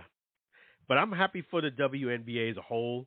It's really nice that the women, I know they're not receptive to Caitlin that much, but you know what? It's great for the WNBA for Caitlin to come in there and bring some life into the stadium, like put seats in, sell tickets. I mean, like you said, she's on a historically bad team, but they're selling out. That on a losing team, you know, I think they should appreciate that for the league standpoint because history has shown we had a lot of great black WNBA players, and it was not selling as good. The fact that she's coming in there, bringing people in, I think it's a great thing for the league. Yeah, but we got to be clear about the history of the WNBA. WNBA came in, and there was a competing league, the NBL, which severely hurt them. Then the WNBA overexpanded, and because of that, they watered down the talent that they had, and they ruined their own league because franchises were having to, file for bankruptcy and fold. So now you got this small league that's filled with talent everywhere because now you actually need to expand, and they're going to do it slowly. So they're adding two within the next 2 years, and then they're going to add a few more. And that's the way it was supposed to go. That was why the WNBA was in the that it was. It wasn't because they needed some new savior to come play and be good. It was because it was mismanaged early on, and now it's like they had to do a reset. So, it's tough. But I'm going to tell you this, man. Just go look up Chicago Sky attendance. Like, people are coming out to see Angel Reese. She has a huge following behind her as well. But the biggest factor, which we don't talk about in polite company, I guess, but the biggest factor for the WNBA's climb is legal gambling, legal sports betting, the prop bet. There are people who figured out Caitlin Clark like her sophomore year at Iowa and have been making prop bets on her since then. So she's been making folks money for a while. So there's a different kind of allegiance to it. But, the people who've been betting on Asia Wilson the past 2 years, just rebounding and point props, just making money every day off it, like, yeah, that's a bigger reason than this rookie class that the WNBA has exploded as much as it has. And the downside to that is, of course, you go to social media, after some of these games, you're going to see some terrible things said about some of these women because somebody lost the rent money. Yeah, you're right about that. When she first started, it was like, these girls are the haters, they're jealous, she got that big contract. And she got a mega contract. I mean, not only did she get a big contract in WNBA, but that Nike contract, and I'm happy for her, That's the thing. It's just that I think you're right. She just needs more time. She'll get adapted to how physical they are because they're real. It's not college, like you said. It's a big difference between being a standout college player and playing in WNBA. But I think she'll find her stride. You think she's going to be doing big things next year, you think? Yeah. I mean, if they get another player, playoffs or something like that is a possibility. And then at that point, you have those moments. You can have those moments that can take you to superstardom. But, like, she's not as good as Kelsey Plum is right now. She got some things to work on, things to figure out, and, she's going to need time. But I think more than anything, I think people are confusing jealousy and hatred for just straight-out competitiveness. When I was in school, we went to this camp, and Stephon Marbury had this big tattoo on his arm that said Coney Island's finest, and everybody had him rated as number one in the class. So, of course, all of us point guards, first thing we wanted to do was guard Marbury and prove that he wasn't what they were saying he was, and we were just as whatever. And you can only imagine how that turned out for all of us. Like, yeah, he was that good. we weren't going to stop him. It was like a car going by you. Like, it was tough. But yeah, that's just a part of all competitive basketball, man. These people go to these elite camps and they know who's number one. And never forget, she's counseled at the camps of some of the elite players now. Come and speak at the camp, play with the young players and all that. So it's not like she was at Iowa and never met anybody. She was always in the top of the class, so she's been playing against all of these people for years, and they know of her, and she knew of them. You know what I mean? Yeah, that's a great point. Sometimes seeing is believing. So it's kind of like you said, when Cam Newton has his football team, everybody wants to beat his team. Mm-hmm. Yep. The guys who he played against in high school, they got their team, and they're playing 7-on-7. And the thing they would love most is to put Cam's team out. Eliminate him from contention. That's right. Mm-hmm. But so, yeah, man. Yeah, so I'm excited for this. I think the playoffs are going to be really good. The Aces may mess around in three-peat, which I think will be really good for the league, because then you got something to take down as far as the other teams. You got somebody to beat, and you've got a favorite going forward. That's kind of how you get those rivalries. And then the Liberty, as good as they are, they got a shot at winning one too. So, yeah, WNBA, man, it's in a good space. It's almost in as good a space as it was when the Comets were rolling. So this is something that they take a long time to try to get back to. But, yeah, just remember, man, that was a huge problem for them, competing with that NBL league and overexpansion. That really cost that league about 10 years of, legitimacy that they would already be at instead of, getting there now. yeah, you're right. I mean, you just can't mess up. That's why I want the league to continue to grow. I definitely want the girls to not be too hard on Caitlin, because I don't want them to injure her or anything like that where she's out, because y'all got to stop talking about her like she a Make-A-Wish kid. She's going to be fine in basketball, man. She gets bruises and bumps, she'll be fine, man. And she's figuring things out. I'm telling you, before you know it, she starts throwing up 10 threes a game and getting into the lane a little more too. Like, I think the other thing is Caitlin is big, and I think people assume she's this little thing from Iowa. No, Caitlin's like 6'1", and she probably has to put on a little muscle. But when she's standing at center court with Taurasi the other night, it's like, man, Caitlin's almost as big as Diana. Yeah, so you're right. I definitely don't doubt she's going to find her stride. It's just going to take some time. She's a great player, and history shows great players, they'll find a way. As long as they really want to, as long as they stay focused and they're hungry for it, they'll find a way. And I think, like you said, she may have to put on a little bit more muscle, spend a little bit more time in the weight room, which she probably never thought about being in there too much. But now, like you said, she's going to have to put on a little bit more muscle to take those bumps and bruises. And she'll get there. She'll get there, though. Yeah, nobody shoots like that without loving basketball. So she definitely wants to defeat a lot of her heroes growing up. And, yeah, she's going to be really focused this offseason on getting better. And they got to do something about that WNBA turnaround, too. It's like you're out of the tournament, and in 2 weeks you're at basketball camp, and the season starts the next day. Like, that is insane. Yeah, I agree. That's just too quick. It's worse than I think hockey. I mean, it's just too quick of a turnaround. Need a little bit more rest than that. Right. So God forbid you play in the Olympics. Like, yeah, so being that she's not playing in that, this will give her a chance to bulk up that muscle. Mm-hmm.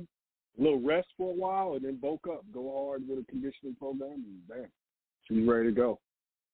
But that's right. Speaking of the Olympics, how is Joel Embiid allowed to play in the Olympics? I don't understand teams like the 76ers and other teams, a guy who's like chronically injured and constantly banged up, how you allow them to play extra basketball. Like, I don't understand. Yeah, it's crazy, how he got a chance to get that, the green light for that. But I figured that, I guess they'll just say, you know what, he's going to be one of many stars and we don't have to play him so much. But like you said, an injury-prone guy playing some extra basketball, it makes you wonder and worry at the same time. Yeah. I heard Crazy. Kawhi's name as well. Like, Kawhi? I'm like, what? Dude missed the whole playoffs. You gonna let him play in the Olympics? What's insane. But Alan, look, man, you're doing a good show as always. I don't want to take up too much of your time. We almost starting fantasy football season. It's coming around, man. College football's almost here, Alan. So we're getting there. That's right. You're gonna keep doing it. College football, fantasy football. You always welcome. Man, Appreciate you. it, man. Always will come through, man. You have a good weekend. You do the same. Likewise. Take care of yourself. Have a great weekend. Always a pleasure. Glad to hear from you. God bless. You too, man. Take care now. Peace. Thank you. Over now. Always a pleasure. That's right. Definitely great to talk to my good friend there. And yeah, that's awesome. You know, the great thing is he's right. I think Caitlin Clark is going to be something special.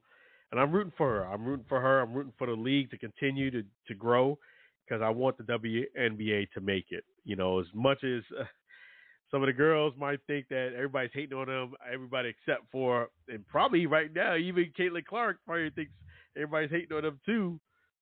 The truth of the matter is, I, for one, want the WNBA to flourish. I think Caitlin Clark is great for the league because you're getting more, you're getting more people to come to the game. That's the only thing they were really missing. You know, they were struggling with getting, new fans in. You got some new fans. Let's keep growing with that momentum. Keep growing with that. And definitely wish Caitlin Clark a lot of success. I want her to continue to do big things. I know she is because she's a skilled player. She got a lot of talent. She's going to learn from this and get better and better. And the great thing I love about her, too, is that she's very competitive. When you hear her talk, she competes. Even they had like a water contest where you had to fill up a cup of water. She got even real competitive with that, too. So big things going to happen for Caitlin Clark and the WNBA as a whole. I just think,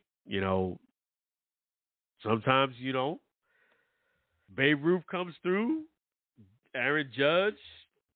In baseball, we saw the home run race. Sometimes you got to ride that wave. I mean, I know that home run race was on suspect, but hey, it did bring back life to baseball. The 94 season with them having the strike during the playoffs really set baseball back. That upset a lot of people, myself included. And I don't agree with performance enhancing drugs. I would never agree with it.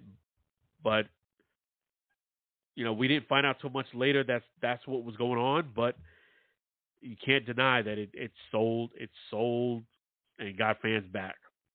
So this is the catalyst that I think WNBA needs, and not that they were not charity or anything like that, but to get that nice boost helps. So props to the WNBA. I love what they're doing over there, and definitely Caitlin Clark. But yes, in boxing news, I definitely do hope and pray that Ryan Garcia gets the help he needs. I think he just needs like a really good mentor, and he might need some professional help too. But I just think he needs to stabilize and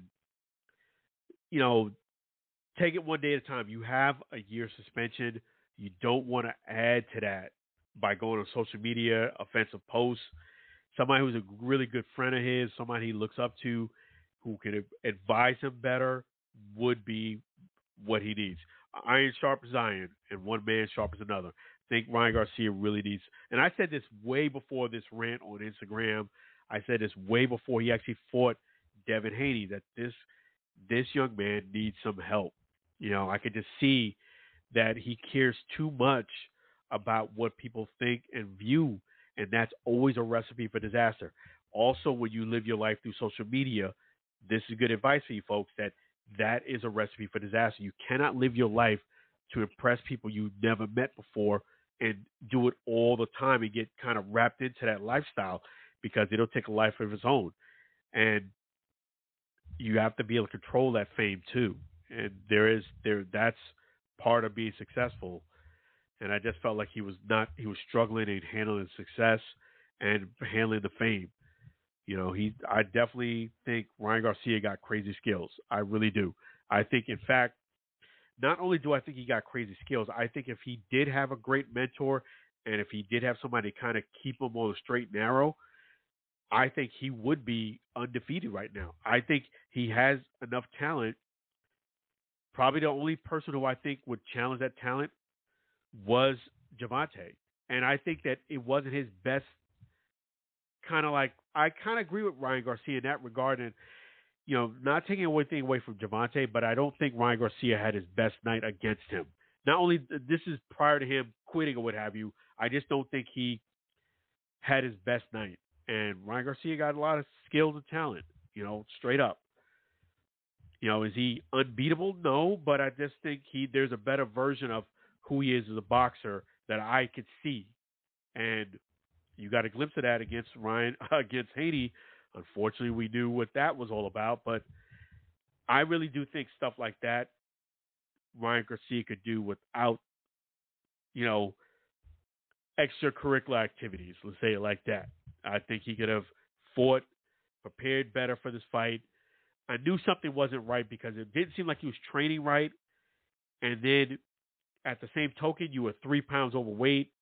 Then he started getting to these lies about, I was working real hard. You weren't working real hard. You were doing something.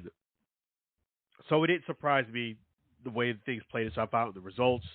It's unfortunate, and we can't undo what we've seen. But I definitely do think, I think Haney, I'm curious to see what his next steps are. I hope he does kind of get back in there and start learning from this and learn from this fight and be better because of it. I really do hope so. It's good for boxing, and he might be more electric. You just never know, This might have been a wake-up call he needed.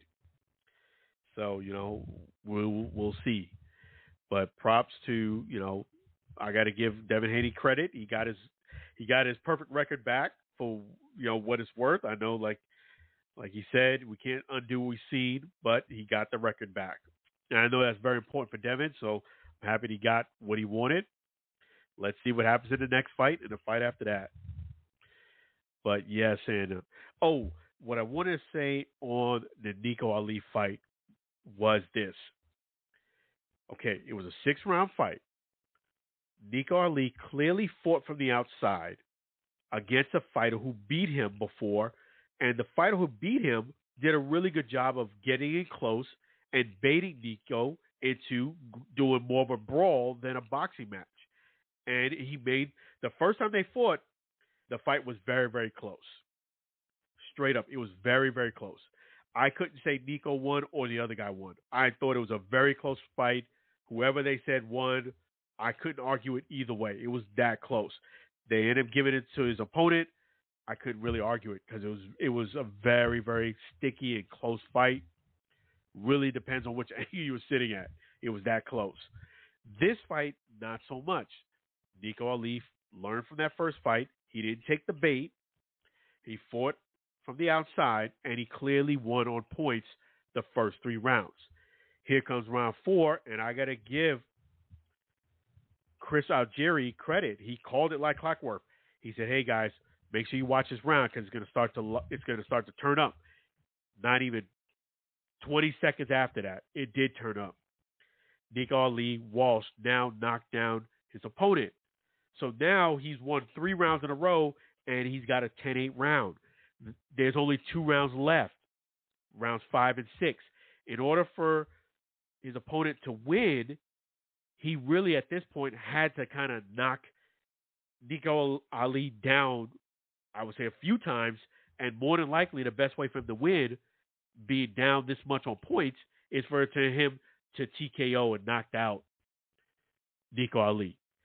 The next round was kind of close because Nico was falling to that bad habit of falling to the bait. So I still feel as if Nico won rounds 5 and 6, but both of those 2 rounds were much closer rounds. So even if you gave those 2 rounds to the opponent, Nico Ali clearly still wins his fight because he wins the first 3 and he knocked his opponent down in round 4. I still think Nico won all rounds, but let's say you went the other way and you said, hey, his opponent won the other 2. It still doesn't matter because he still wins a fight. He won 3 rounds. plus the fourth round he won by a 10-8 round. If you lose the last two, it's a 6-round fight. Nico Ali clearly won this fight. I know people like, hey, you're jock riding. They said, something a little different, but I'll just paraphrase it. That jock riding. It's not jock riding. He won 3 rounds in a row and knocked him out and knocked him down in round 4. It's a 6-round fight. It wasn't a 10-round fight. It wasn't a 12-round fight. It was a 6-round fight. You do the math. You watch the fight.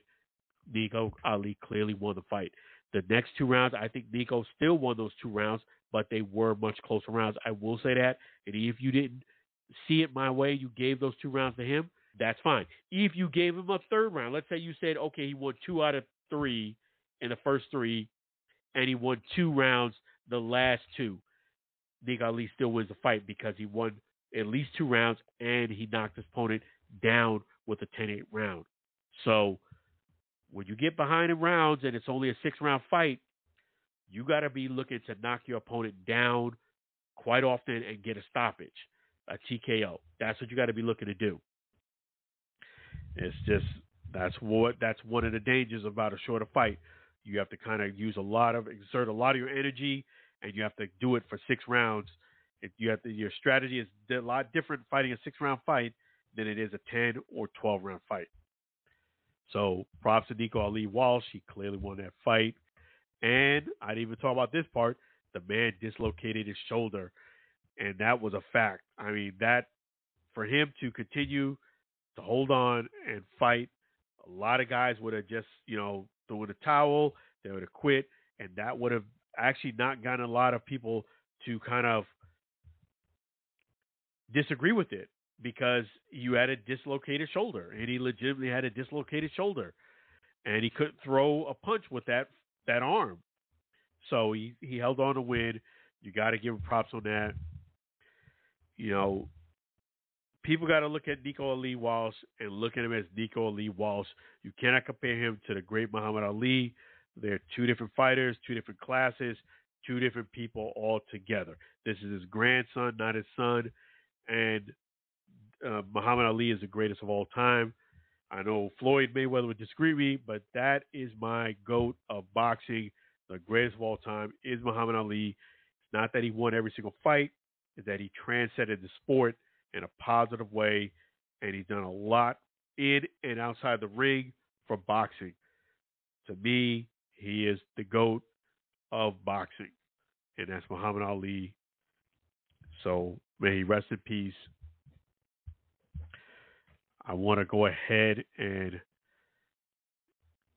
mention to you guys next week, I will have a special surprise for you guys. Big things happening here on the Allen Alfred Sports Talk Show. So I'm going to announce that next week. I will wait till then. I will more than likely start the show off with that, but I don't want to spoil surprise for now. Got to tune in until next week. Definitely appreciate all the callers that called in today. You guys are awesome. Appreciate you. We're going to be winding down the show now. So I want to go ahead and thank, one of our outstanding sponsors here. Definitely always make sure you have yourself during the 4th of July or any other time that you get hungry. Get yourself some Chef G's Florida barbecue sauce. So delicious and addicting, you may need support group. Make sure you visit Chef G's right there in beautiful Tampa, Florida at 301 South 22nd Street, Tampa, Florida. If you can't come down to Tampa, it might be too far for you. That's okay. Visit him at flbbqsauce.com. Again, it's flbbqsauce.com. I had the fusion. I gave that to my guests on their barbecue chicken and their ribs. They absolutely adored it. Outstanding food, outstanding sauce. Really, thank you so much, Chef G's, for all that you do. And so delicious and addicting. You may need support group. And props to Chef G. There was somebody online hating on Chef G, and I stepped into that conversation and let them know, don't mess with my guy, Chef G's. That is the guy right there. And having said that, we're going to play the Chef G's Florida Barbecue Sauce song. That's right. We're going to do that right now by Sam Scola Songs. Let me go ahead and fire up that song right now for you.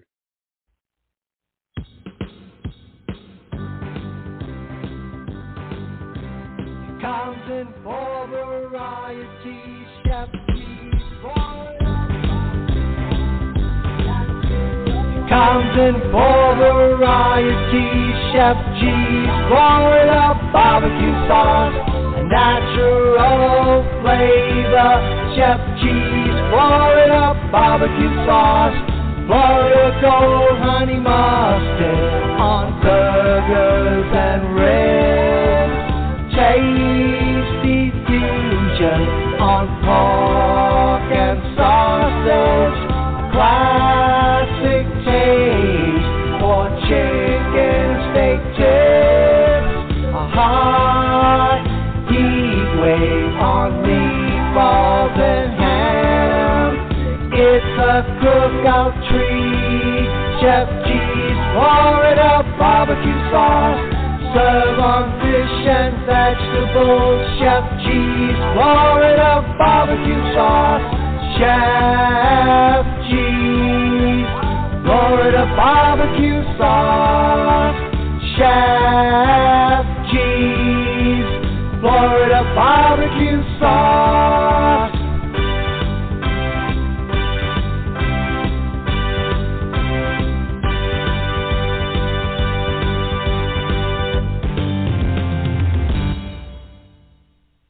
Thank you so much, Chef G's Florida barbecue sauce. So delicious and addicting. You may need a support group.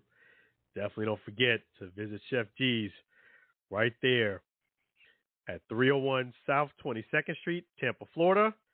Or you can go ahead and visit them right there at flbbqsauce.com. Again, it's flbbqsauce.com. Definitely don't forget that great sauce. Really appreciate Chef G's Florida barbecue sauce. Thank you to another one of our wonderful sponsors, CTC ME Mortgage.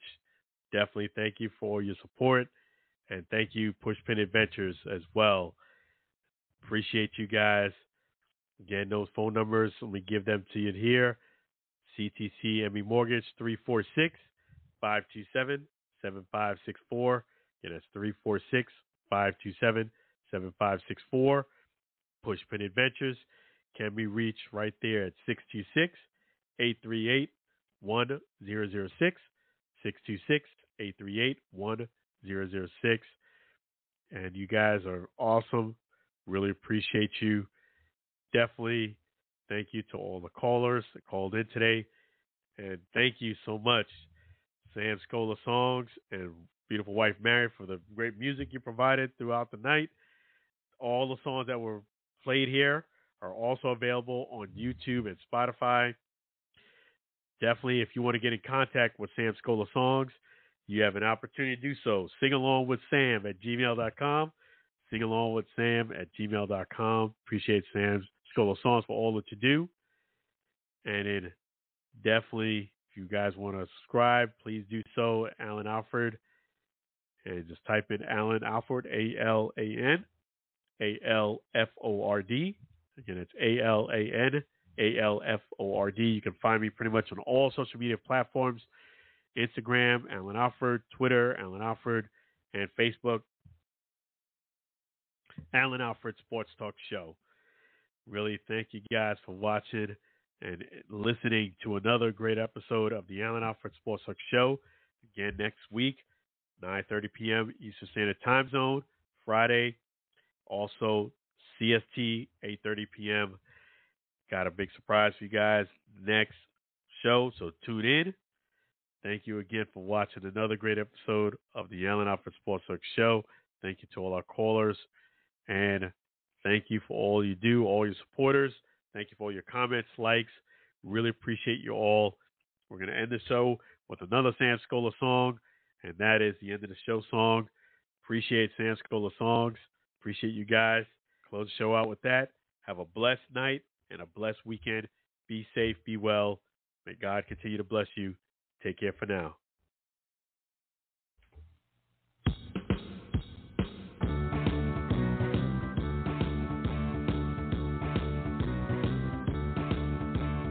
It's the end.